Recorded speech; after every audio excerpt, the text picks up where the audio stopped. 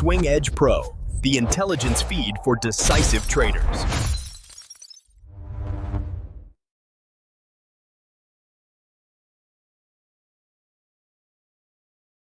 All right, let's get right to it. Our target for today's tactical briefing is stock ticker COUR.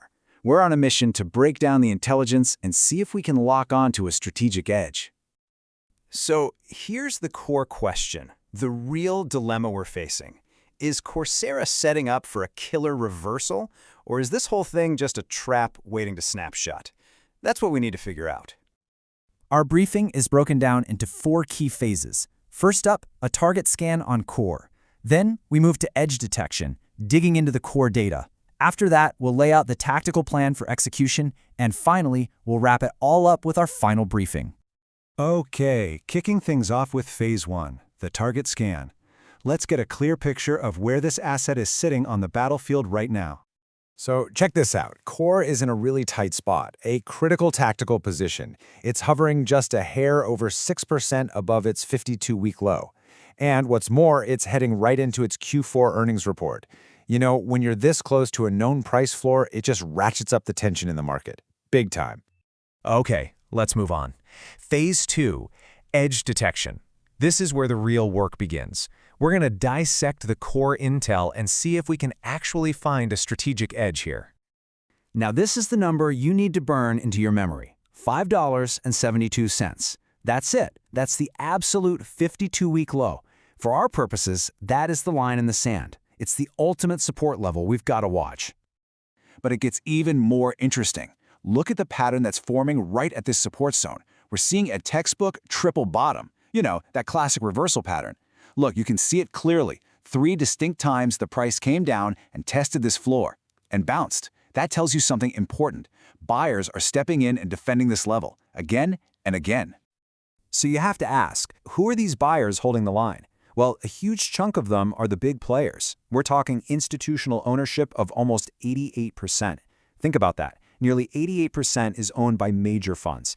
That's not just a number. It's a massive pillar of support for this stock's valuation. Yeah, that high institutional ownership, it screams conviction from big money. When you see names like Vanguard and BlackRock all over the ownership list, that tells you they see some real long-term value here. This isn't just a bunch of retail traders speculating, you know? This is a core holding for some of the biggest asset managers on the planet. And it's not just about who owns it. The company's books look solid too, which adds another layer of support. Get this, the cash-to-debt ratio is almost 1-to-1. We're talking nearly $800 million in cash and less than $5 million in debt. That's incredibly healthy. It means they've got tons of liquidity and almost zero financial risk from leverage. Okay, so here's the full intelligence dossier, the complete rundown. Out of our 9 key swing criteria, COUR checks 5 of the boxes. It's hitting the right notes on price action, those technical patterns we talked about, the institutional backing, and its balance sheet health. But, you know, a professional analysis means looking at the whole picture, warts and all. And that means we have to talk about the counterintelligence, the risks. First, revenue growth is kinda sluggish, just over 9%, and we really like to see over 20%. The public float is also pretty high, which means it takes a whole lot of buying or selling to really move the needle on the price. And yeah, there's some short interest, but the cost to borrow is basically nothing, so don't go looking for a short squeeze here. The pressure just isn't there right now. All right, so that's the data. Now for phase 3, execution. Let's translate all this analysis into a concrete, actionable plan. And here's the opportunity laid out plain and simple. Right now, the price is sitting around $6, but the average analyst target, our strategic objective, if you will, is all the way up at $11.45. I mean, that spells out a pretty clear potential upside, right? It really defines the risk-reward framework for us. So what's the move? The protocol here is simple. Don't be impulsive. Step 1, you monitor that critical support zone, that 572 number. Step 2, you wait. You need to see verification. We need to see the price not just hold that line, but actually recover and start moving up. And only then, once you see that confirmation, do you move to step 3, assessing the risk versus the reward for a potential entry. And that brings us to the final phase of our briefing, session close. It's time for the verdict. So, here's the bottom line. The thesis is really direct, but it's also very conditional.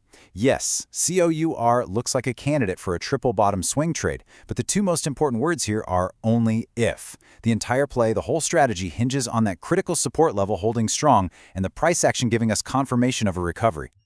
So we'll leave you with this one tactical question to chew on. If that support holds at $5.72, is the strategic edge secured? That right there is the single most important thing you need to be watching. Briefing complete.